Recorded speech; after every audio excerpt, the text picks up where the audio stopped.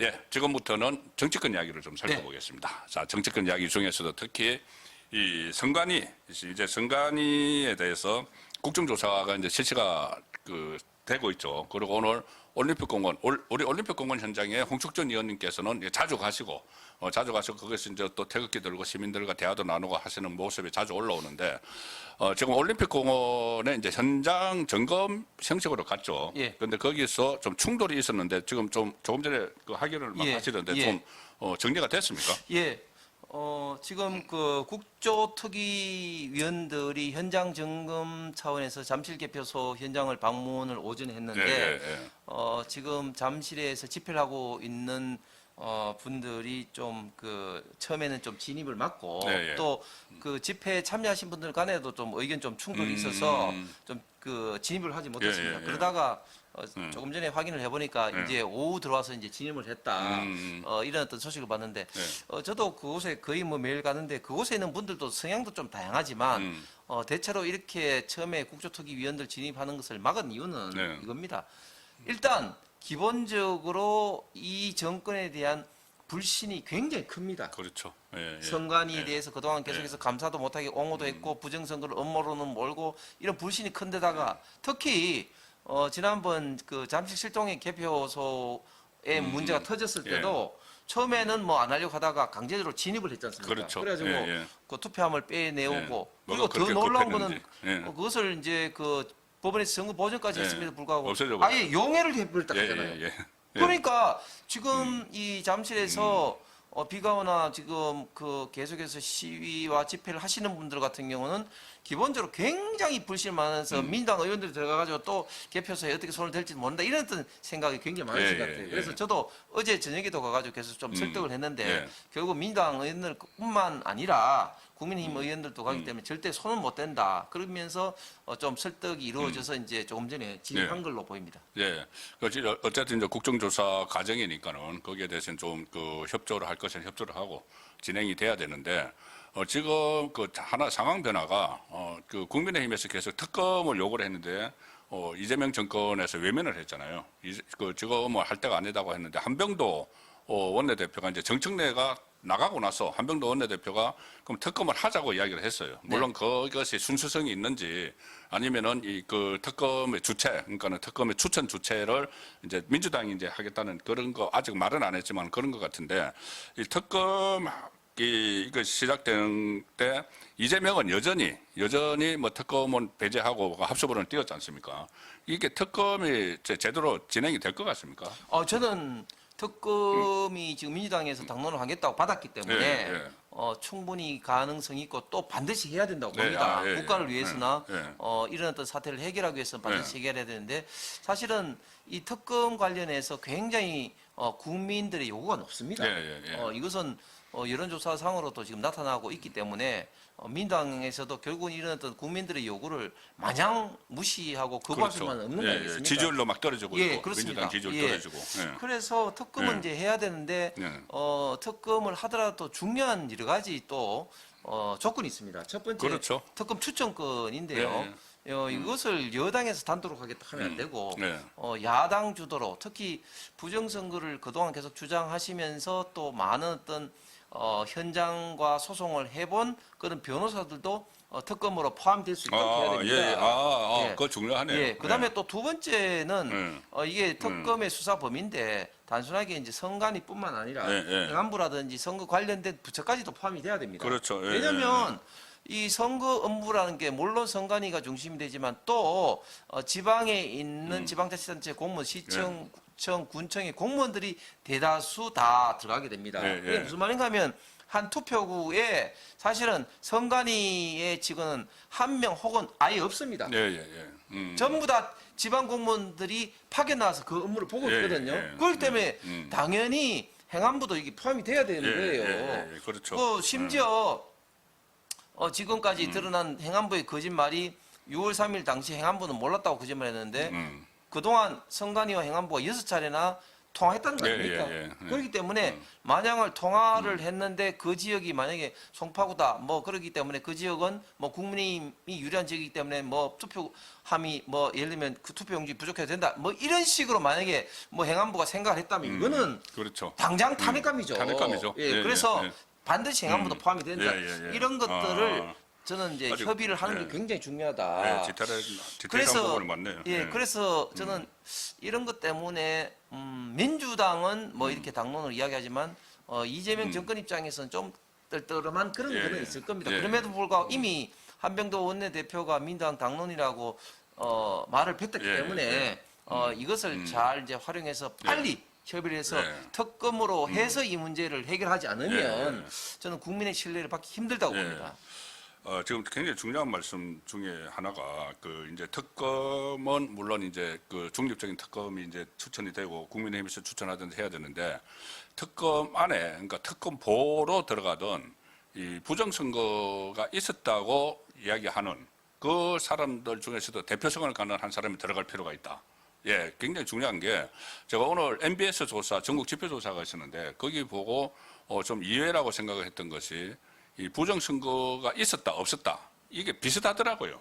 부정선거가 없었다가 조금 많기는 한데 40 몇 %대로. 그런데 부정선거 있었다고 하는 사람도 한 40%대 초반이 되는 거예요. 그러니까 이게 그 전에 하고 좀 다릅니다. 이번에 선관위 사태, 물론 선관위 사태가 부실 관리 쪽으로 초점을 맞추는 분들도 있고 부실 관리가 드러났으니까 부정이 있었는지도 살펴봐야 된다는 그 분들이 있는데 그분들이 한 40%가 되는 거예요. 그렇다면은 그 입장을 대변을 하는 그 변호사나 그 한 사람이 특검 보나 이렇게 참여하는 게 맞네요. 그렇죠. 그 대표님 말씀하신 여론조사가 이제 MBS 여론조사인데 예, 예. MBS 여론조사는 모든 여론조사 중에서 이재명 민주당 정권의 지지율이 가장 높습니다. 그렇죠. 이번에도 전화 다른 면접조사고. 모든 여론조사는 이재명 지지율. 잘한다고 하는 지지율이 지금 50% 이하, 심지어는 예, 예. 40% 초반까지 떨어졌거든요. 예, 예. 그런데 MBS 이 여론조사는 아직까지도 56%가 이재명 대통령 그렇게 지지한다고 발표를 했더라고요. 발표를 했는데 예. 그럼에도 불구하고 예. 그 여론조사에서도 맞아요. 네. 부정선거가 있다 없다가 거의 네. 비슷하거든요. 비슷하게 나왔어요. 그래서 다른 여론조사는요. 다른 여론조사는 이미 훨씬 더 많은 국민들이 네. 부정선거가 있다고 생각을 예, 예, 하는 예. 여론조사가 속속 발표되고 예, 예, 있습니다. 예, 예. 사실은 이제 그런 것들이 저는 이번 투표용지 공급 부족이라는 대한민국 자유민주주의를 위협하는 참사 때문에 예. 이런 국민들 인식을 예. 지금 하고 있다고 생각합니다. 사실은 그동안 부정선거 이야기하면 뭐 음모론이라 하면서 굉장히 좀 그렇죠. 그, 폄하를 했죠. 예, 폄하를 하고 네. 또 그 언론이나 여론에서도 좀 안 좋은 시각으로 봤는데 뭐 이단자처럼 예, 근데 취급을 했죠. 지금은 상당히 지금 분위기가 달라졌습니다. 그렇죠. 이런 어떤 상황에서 이런 상황에서 네. 제대로 특검을 통해서 모든 문제를 다 네. 한번 샅샅이 봐야 된다. 예, 예. 그다음에 특검에서 가장 중요시해야 되는 게 그동안 부정선거 언론자들이 계속 주장했던 중앙 서버 문제인데요. 중앙선거 서버. 윤석열 대통령이 이제 비상계엄을 선포를 하고 계엄군이 확보를 하려고 예, 했죠. 예. 이 중앙선관위 서버도 해서 과연 이 그 선관위에서 본투표와 이 사전투표, 특히 사전투표에서의 어떤 이 문제도 정확하게 한번 봐야 됩니다. 예, 알겠습니다. 예, 그래서 일단은 이 이제 특검이 이제 실시가 되면은 어떤 형식으로 실시가 되면은 특검 결과에 따라서 이게 뭐 그 출구를 찾아야 될 것 같아요. 선관위 그 사태 언젠가는 출구를 찾아야 되는데 일단은 뭐 특검 결과를 보고 나서 진행 상황을 보고 이거를 정말 장동현 대표가 이야기하는 재선거 쪽으로 갈 것이냐 아니면 이재명이 말하는 뭐 개헌을 할 것이냐 여기 이제 출구는 이제 그때 특검 결과를 보고 이제 찾아가야 될 것 같습니다. 저는 특검 결과를 보고 출구를 찾아야 되는데 예. 우리 우파 보수의 방향은 방향은 정해야 있어야죠. 됩니다. 그렇죠. 저는 예. 가장 중요한 방향은 예. 선거제도 개혁이고 예. 그 핵심은 사전투표 폐지입니다. 예. 반드시 예. 사전투표 폐지 쪽으로 우리가 예. 다 몰아가야 됩니다. 예. 왜냐하면 지금 저도 그 선관위 사람들하고 계속 이야기를 하는데 사전투표가 2014년도 선거법 개정 때문에 일어나서 예. 2016년도 총선 때부터 적용이 됐거든요. 예. 그 다음부터 계속해서 이 부정선거에 있던 이야기가 나오는데 예. 선관위 내부에서도 지금 선관위 업무의 90%가 사전투표 업무라고 이야기합니다. 예. 왜냐하면 보관해야 되죠, 이송해야 되죠, 입력해야 되죠. 이런 것들이 굉장히 힘든데 그런데 처음 초기에는 사전투표가 전체 투표에 차지하는 비중이 한 5에서 10%밖에 안 됐거든요. 예. 근데 지금은 절반입니다. 그래서 지금 역도둑 현상이 일어날 정도로 사전투표의 비중이 갈수록 커지고 있는데 네. 이런 상황에서 사전투표가 어떻게 되고 있는지를 정확히 보고 그 문제점들을 이번에 제대로 파헤쳐야 된다. 그렇습니다. 그래서 예, 지금 예. 선관위 지금 노조에서부터 지금 문제 제기하고 있지 않습니까? 네, 사전 투표를 없애야 된다는 노조 이야기도 나오죠. 예, 그래서 이번 예. 특검을 통해서 문제점, 특히 예. 사전투표의 문제점을 제대로 파헤쳐서 사전투표 폐지하는 쪽으로 예. 저는 방향을 예. 반드시 몰아가야 된다고 생각합니다. 예, 그래서 뭔가 이제 결론을 내야 되니까는 사전 투표에 대해서 부정 선거가 개입한다는 의혹이 제일 많으니까 사전 투표를 없애서 다른 대안이 있다면요, 당연히 이제 없애서 그 불신을 불식시키는 그 노력이 필요하겠죠.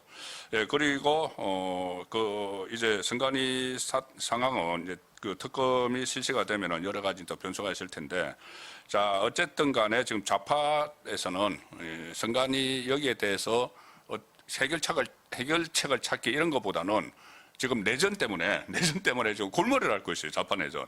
어제 문재인, 이재명 두 사람이 만났는데 이 두 사람이 겉으로는 뭐 통합 이야기를 하면서 문재인은 마치 김어준의 논리를 대변하는 듯한 그런 모습을 보였어요. 뭐 코어 지지층, 그러니까 당부터 이 단합 통합을 해야 된다. 그리고 이재명은 뭐 외연 확장 비슷하게 이야기를 했는데 어제 두 전 현직 그 집권자 만남 어떻게 보셨습니까? 예, 저는 어제 만남을 보면서 이 두 사람 간의 간극이 예상보다 굉장히 크구나. 더 넓어졌죠. 예, 와. 하는 것을 예. 확실히 예, 알 수 예. 있습니다. 예. 왜냐하면 뭐 겉으로는 아주 좋은 만남이었고 뭐 통합 비빔밥 이야기하는데 먹고 뭐 그런데 통합이라는 이야기 단어를 바라보는 시각이 완전히 다른 것 같아요. 맞아요. 예. 문재인은 민주당의 통합을 가장 강조해서 예. 민주당의 통합을 통해서 이제 나가야 된다. 예. 국민 통합으로 가야 된다. 예. 이런 어떤 논리인 예. 것이고 예. 이재명은 끊임없는 외연 확장과 예. 다수를 우리가 점해야 된다. 이런 걸 통해서 확실히 이재명 문재인의 생각이 완전히 다른 것을 알 수가 있었는데 이런 것들이 왜 생겼느냐? 결국은 문재인 입장에서 봤을 때는 사실은 이재명과 처음부터 예를 들면 2017년도 당 대통령 선거 경선할 때부터 계속해서 뭐 해경국 김씨라든지 그런 게 나왔고 그렇죠. 또 대통령 취임체는 본인이 임명한 윤석열 총장 시절에 또 많은 또 수사가 이재명은 또 받았다고 압박을 받았다고 생각하지 않습니까? 그 이후에도 또 친명행제 비명 행사를 통해서 결국은 비명 행사 말이 비명이지 결국은 친문이 행사하는 거 그렇죠. 아니겠습니까? 예, 다 친문이죠. 거기다가 또 이재명 그 대통령 취임할 때부터 끊임없이 좌파 유튜브 중에 예를 들면 뭐 그 김어준 매불쇼를 제외하고 수많은 유튜브들이 친문, 특히 문재인 비판한 게 엄청나게 많이 돌고 있습니다. 뭐 이동형부터 시작해서 예, 그렇죠. 그런 것들을 김용민. 유시민은 어떻게 표현하느냐? 결국은 정축을 해야 되는 이재명이 재건축을 하면서 철거 용역, 촉법 용역을 지켰다. 이렇게 유시민이 직격탄을 날리지 않습니까? 저는 말 표현은 참 어디서 잘 가져와요. 저는 그런 유시민의 시각을 문재인도 똑같이 지금 갖고 있다고 봅니다. 예, 맞습니다. 본인이 지금 1년 동안 얼마나 당하는 것을 그 평산에 살 일도 없는데 그 유튜브를 많이 보겠습니까? 이 유튜브 털면은 계속 자기 진영에서 자기를 비판하는 것들이 막 나오니까 쏟아져 나오니까 얼마나 그동안 부글부글 했겠습니까? 그렇기 때문에 그런 어떤 연장선상에서 어제 했던 만남에서의 말, 특히 통합에 대한 것도 완전히 바라보는 각도가 완전히 그렇죠. 정반대로 바라보고 있구나 생각이 들었습니다. 그래서 한 사람은 김민석을 대변하고 한 사람은 정청래를 대변한다는 생각까지 했습니다. 전 현직 집권자가 마치 당권 경쟁 대리전을 펼치는 것처럼 신경전. 그런데 조금 전에 정축, 재건축 이게 제가 볼 때는 유시민 씨가 정축하려는데 왜 재건축하느냐 이랬잖아요. 그러니까는 이게 코어 지지층, 김어준을 말하는 코어 지지층이 이제 자기들이죠. 자기들이 딱 있고 이재명은 바지 사장인데 바지 사장으로 와서 그냥 우리가 쌓아놓은데 거기다 한 1, 2층 더 세우면 되지 왜 이걸 허물고 재건축하라고 하느냐 이 이야기거든요. 그렇죠. 그러니까는 이재명은 자기가 좌파의 집권자가 됐지만은 좌파 안에서 인정을 못 받는 거예요. 그렇죠. 바지 사장처럼 인정을 못 받으니까 소위 말하는 외연 확장. 이 좌파 그 본류, 좌파 본류에서는 인정을 못 받으니까는 밖으로 나가가지고 외연 확정을 그렇죠. 하려고 하는데 그게 뉴 이재명이에요. 그렇죠. 예. 그래서 김용남 같은 사람들 이제 공천시키고 했는데, 자, 그래서 이제 밖으로 나가려고 이제 해서 뭐 이해군한테도 그때 뭐 장관 자리 주려고 하고 뭐 했지 않습니까? 네. 여러 가지 이제 사람들 데려가고 또 저 홍준표 같이 밥 먹고 또 뭐 총리실 나오고 했는데, 네. 자, 그 상황에서 오늘 지금 이 보도들이 계속 나오고 있습니다. 조선일보가 처음 보도했는데 이재명이 국민의힘 의원들 골프 한번 치자. 이게 이제 외연 확장이라고 표현을 합니다. 지금 언론에서. 네. 골프 한번 치자고 하면서 이 깜짝 해동을 제안을 했다. 그 중에서 몇 사람이 있는데 신성범 의원은 자기가 제안을 받았다고 이야기를 합니다. 청와대 고위 관계자가 이재명이 야당 중진들을 모시고 쓴소리를 들어보려고 한다. 골프를 함께 하자고 제안을 했는데 신성범은 나는 골프를 치지 않아 거절을 했다. 그런데 그 좋은 생각인데 쓴소리를 들어보겠다는 거. 다른 야당 의원들과 만나서 한번 그 이야기를 들어보라고 해서 또 다른 의원한테도 제안을 했다고 합니다. 이게 노리는 게 보여주기, 그러니까 골프장에서 사진 한 장 찍어서 보여주길까요? 아니면 다른 정치적 속셈이 있을까요? 저는 세 가지의 목적이 있다고 봅니다. 아, 예. 첫 번째는 말씀하신 것처럼 결국은 이제 야당으로부터 좀 쓴소리를 듣는다. 야당하고 항상 소통한다. 예. 통합한다. 예. 이런 어떤 이미지 용수가 있고 예. 또 두 번째는 야당을 흔드는 거죠. 아, 흔들기. 결국은 이렇게 그 참여를 한 사람과 또 뭐 예. 참여를 하지 않은 사람 내지는 또 여기 예. 반대하는 이런 어떤 사람들 그렇죠. 사이에 자연스럽게 이런 어떤 흔드는 그런 어떤 효과가 나타날 수 있다. 예. 예를 들면 이런 거죠. 뭐 그 윤석열 전 대통령 때도 박영선 의원에 대해서 총리설 이야기 그렇죠. 나오니까 예. 막 그때 막 민주당이 막 예. 박박 뒤집히면서 하는 이야기가 이게 야당 흔들기 공작이다. 공작이라고 이런 했습니다. 식으로 그 생각나네요. 엄청나게 있지 않습니까? 예. 그런 이 반대로 흔들기. 이렇게 흔들기가 예. 있고 예. 그다음에 세 번째는 예. 결국은 뭐 이런 걸 통해서 지금 외연 확장용으로 어떻게 보면 좀 총알바지할 만한 사람을 빼오기 하기 위한 부분이 아니냐. 일부 빼오기. 예. 그 정계 개편까지는 이야기 안 하더라도 그까지는 아니더라도 몇 사람 빼오기. 그렇죠. 뭐 예. 어떻게 보면 좀 작은 정계 개편일 수도 있겠지만 지금 그렇죠. 어쨌든 뭐 많은 그 국민의힘 뭐 인사들 뭐 예. 예를 들어서 지금 뭐 그 안동의 근호일 뭐 장관부터 해서 몇 명 있지 몇 않습니까? 명 있죠. 그 기존에도 몇 명 있지만 예. 앞으로도 이석연도 있고. 예. 앞으로도 계속 뭐 빼오겠다 뭐 그런 것이고 뭐 그런 면에서 예를 들면 지난번 대구시장 선거에서도 보면은 많은 과거에 맞아요. 그 우리 그 예. 의원들 중에서도 보면은 예. 몇 사람이 김부겸 의원 캠프 지지선하고 예. 뭐 그랬습니다. 예. 뭐 그렇기 때문에 흔들고 빼오기 위한 어떤 그런 전략인 것 같은데 그런데 이재명이 대통령으로서 지지율도 지금 이렇게 계속 떨어지고 있고 또 많은 국민들이 더더욱 지금 특히 이제 우파 보수를 중심으로 해서 이재명을 극도로 지금 이제 혐오 내지는 정화하는 이런 분위기에서 과연 갈 사람이 있겠느냐 예. 그런 어떤 입장에서는 참 굉장히 좀 부정적입니다. 그런데 그럼에도 불구하고 사실은 여야 간에 좀 소통도 해야 되고 하는 것은 또 맞는데 예. 그러면서 참 우리가 시간을 거슬러 올라가면 윤석열 전 대통령 때는 계속해서 예를 들면 국회의장 당시 국회의장 때 김진표 예. 의장과 세 번 식사를 예. 하고 또 여러 가지 제안을 많이 했거든요. 예. 뭐 예를 들면 상임위원장들 뭐 청와대 뭐 대통령실 뭐 어디 와서 뭐 식사 제안도 하고 이렇게 했는데 그때 하나같이 민주당에서 나온 반응이 뭐냐면 아니 당 대표를 놔두고 왜 상임위원장들하고 그렇게 식사를 하냐 하면서 뭐 윤석열 대통령 입장엔 순수하게 소통이라든지 국정 운영에 도움을 받고자 했는데 또 돌아온다원 엄청난 어떤 비난 비판의 화살만 받았습니다.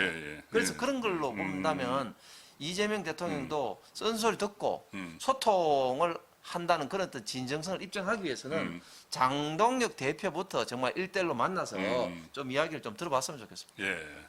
그렇죠. 장동혁 대표 만나서 좀 허심탄회하게 좀 이야기를 하고, 그러니까 여러 가지 그 오찬도 있고 만찬도 있고 있을 수가 있는데 굳이 골프를 하자는 게 얼마 전에 이제 트럼프 그 만나고 나서 트럼프가 골프 치자고 하더라. 준비 좀 해봐야 되겠다. 이 이야기 한 그 시점에 막 이 야당 의원들한테 막 간 것 같아요.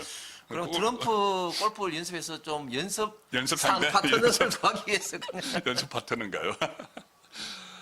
조금 전에 이제 그 얼핏 그 대구 시장에서도 그러면 이야기를 하셨기 때문에 제가 갑자기 생각난 게 우리 홍석천 의원님께서 2년 전까지 이제 대구에 국회의원이 있었고 그런데 홍준표 전 대구시장이 요즘 SNS에 글을 올려서 뭐라고 계속 쓰냐면은 이 반도체가 호남으로 다 뺏긴 데 대해서 대구 의원들 당에도 싸다는 식으로 이야기를 해요. 왜냐하면은 자기가 고군분투했다. 내가 이 대구 발전을 위해서 고군분투를 하고 여러 가지 뭐 AI 산업도 가지고 오려고 하고 내가 고군분투하는데 대구 지역 국회의원이 12명이죠. 12명은 그냥 아무 역할도 안 하고 그냥 한마디로 말하면은 존재감이 없었다. 나 혼자 다 했다.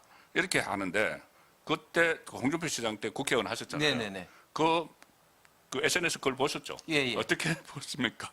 예, 저는 홍준표 전 시장이 하신 말씀이 100% 틀리다 이렇게 말하기는 어려울 것 같습니다. 예. 홍준표 전 예. 시장도 뭐 대구를 위해서 노력을 했죠. 뭐 예, ABB라고 해서 뭐 AI하고 배터리하고 이런 걸 하려고 했습니다. 예. 했는데 과연 그러면 얼마만큼 본인이 그 진실성 있게 노력을 했느냐. 예. 본인은 뭐 여러 가지 어떤 건강상 문제도 있고 해가지고 뭐 페이스북에 글만 썼지 사실은 과연 정부 부처의 사람들, 기업의 사람들, 특히 국회의원들이라든지 정권하고 정말 긴밀하게 열심히 소통했습니까? 그 이야기 하더라고요. 이게 자랑인가 자기 표면가 생각을 했는데 점심은 자기가 구내식당에서만 먹고 저녁은 집에 가서 부인하고만 먹었다. 아니, 그러니까요. 그래서 제가 볼 때는 그렇게 본인이 지금 현재 하려고 했는데 뭐 노력을 열심히 안 했습니다. 그러니까요. 심지어 제가 윤석열 그 당시 후보의 대구 경북 선대본부장 하면서 국정과제도 직접 만들었고 특히 인수위에서도 가서 그것을 국정과제로 다 했는데 만들어진 국정과제도 제대로 안 챙겼어요. 예를 들어서 대표적으로 문화 분야에 지금 도청 그 부지에 그 국립근대미술관 뮤직 컴플렉스라든지 뭐 제가 만든 국정 과제조차도 제대로 챙기지 않아서 지금 낙동강 오래알된 것들이 대부분입니다. 그런 걸로 봐서는 정말 본인이 열심히 일단 기본적으로 안 하셨다고 제가 비판하지 않을 수가 없고 그런데 두 번째로 보면 우리 지역은 대구 경북은 보면 이 정권을 잡았을 때는 눈치 본다고 못했고 정권이 뺏기면 힘이 없어서 못했습니다. 무슨 말인가 하면 사실은 전두환, 맞아요. 노태우, 이명박, 박근혜 등 얼마나 많은 대구 경북 출신의 대통령이 있었지 않습니까? 그럼에도 불구하고 우리가 뭐 딱히 뭐 정권적 차원에서 한 게 하나도 없습니다. 예를 들면 김대중 대통령 때는 그 농진청을 수원에 있는 것을 뭐 그 완주로 이전시켰다든지 또 노무현 대통령 때는 시학시를 비롯해서 6개 행정기관을 오송으로 옮길 때라든지 뭐 그런 어떤 정권적 차원에서 막 밀어붙였잖아요. 이번에 이재명 대통령도 저는 비판했지만 예를 들면 해수부를 부산에 갔지 않습니까? 그런데 우리 지역 출신들은 그렇게 하지 않았는데 그것은 뭐 단순하게 대통령만의 책임이 아니라 그 국회의원들도 책임이 상당 부분 있다. 그렇게 이야기를 했고 제가 이번에 대구시장 경선 나가서 저도 세 가지 분야의 기업을 유치하겠다. 시스템 반도체, 로봇, 그다음에 AI 데이터 센터 이야기를 했거든요. 제가 그냥 이야기한 게 아니고요. 저도 삼성을 비롯해서 많은 사장들 임원들 통해서 뭐 로봇의 인걸 이야기 많이 했었습니다. 그런데 사실 그런 것들을 참 잘 추진이 안 된 거는 상당히 좀 아쉬운데 과연 지금 와서 홍준표 시장이 그렇게 말할 자격이 있느냐 하는 면에서는 비판하지 않을 수 없고 또 어젠가에 홍준표 시장이 어떤 이야기를 하냐면 광주 전남 반도체 단지를 비판하는 것은 과거 야당이 뭐 경부고속도로를 반대하는 거 똑같다 이야기했잖아요. 그게 어떻게 갔습니까? 아니 어떻게 갔습니까? 아니 그때는 박정희 대통령이 자동차 마이카 시대를 대비한 어떤 수요라든지 그런 것들을 이해해서 이제 깔았고 했는데 지금은 AI 반도체가 지금은 사실은 용인이라든지 이미 구축하고 있는 것도 사실은 충분할 수가 있습니다. 앞으로 이거보다도 더 크게 뭐 확장될지는 모르겠지만 이걸 대비해서 한다? 저는 이거는 완전히 다른 이야기고 그다음에 두 번째는 중요한 거는 아니 인프라가 이미 갖춰져 있는 영남이라든지 다른 지역을 빼고 왜 호남에 특별히까지 만들면까지 이 그 호남에 굳이 광주 전남에 하려고 하는 거예요. 이것 때문에 비판을 하는 건데 그거 하고 왜 경부고속도로 비판한 거하고 이렇게 등가로 하는 겁니까? 그러니까 구미시장 같은 경우는 우리 그 산업용지 우리 잘 그 인프라 갖춰진 곳 있다. 평당 1,000원에 주겠다. 이렇게까지도 이야기를 했었습니다.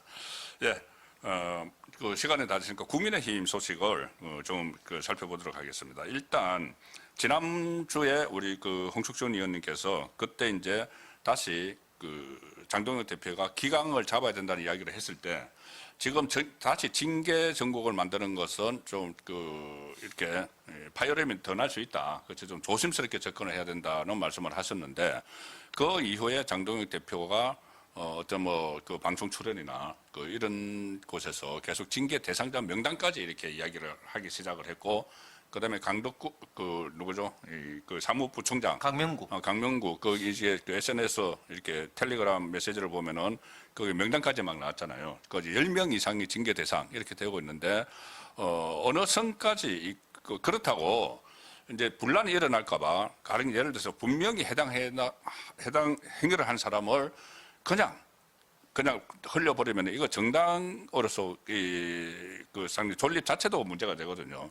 이 징계 선고가 어느 선까지 어떻게 해야 된다고 보십니까? 예, 저는 지난주에도 분명히 말씀드렸습니다만 일단 반드시 징계는 해야 된다.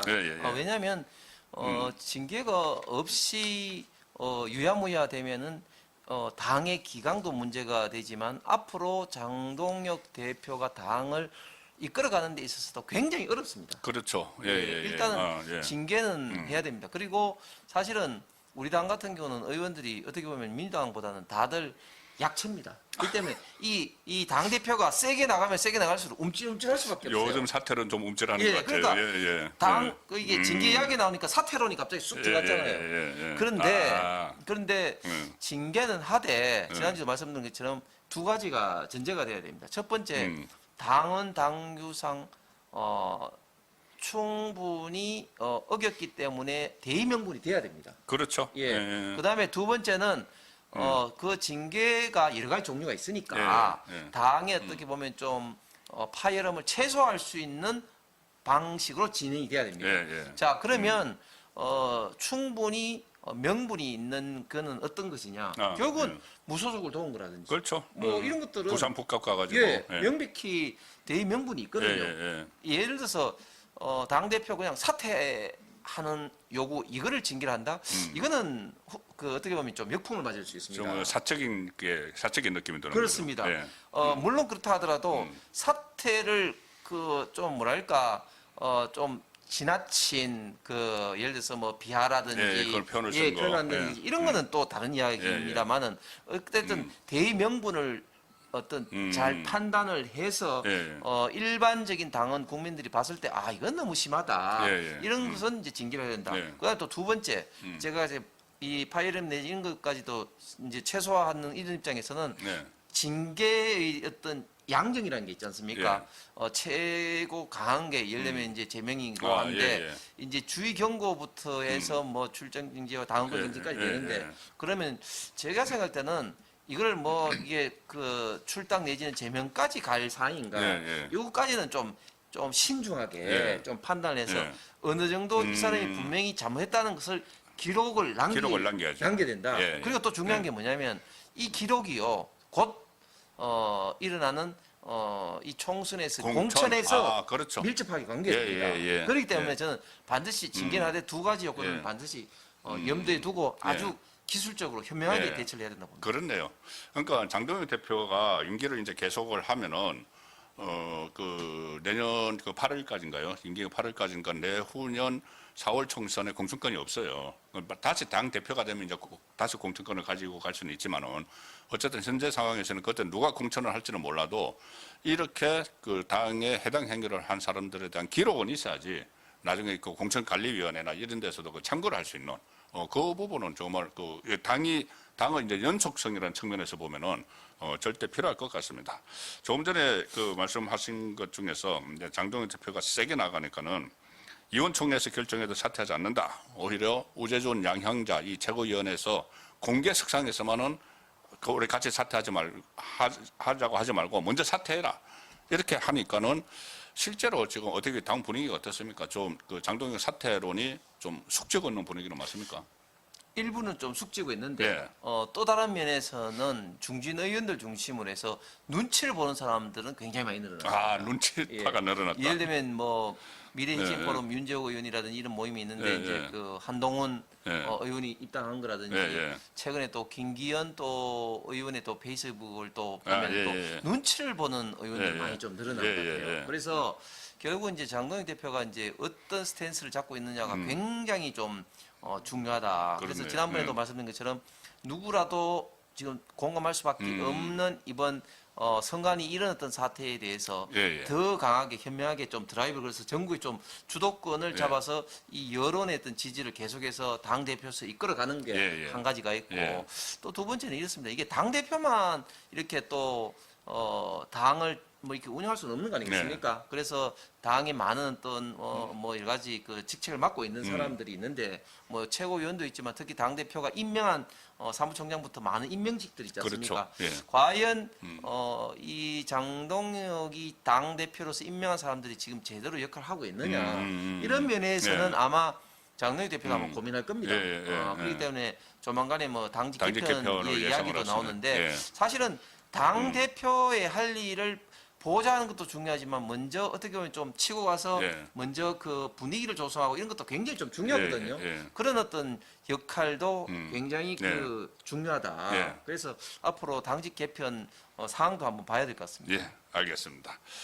예, 풍부한 이 정치 경험 그리고 행정 경험으로 이 혼란한 정치 시사 이슈를 술술 풀어보는 제가 잘 풀리지 않는 부분을 항상 풀어주시는 우리 홍석준 전 의원님 모시고 오늘 홍석준의 여의대로 7월 2일 순서 보내드렸습니다. 예, 저희들은 다음 주에 뵙도록 하겠습니다. 예, 고맙습니다. 감사합니다.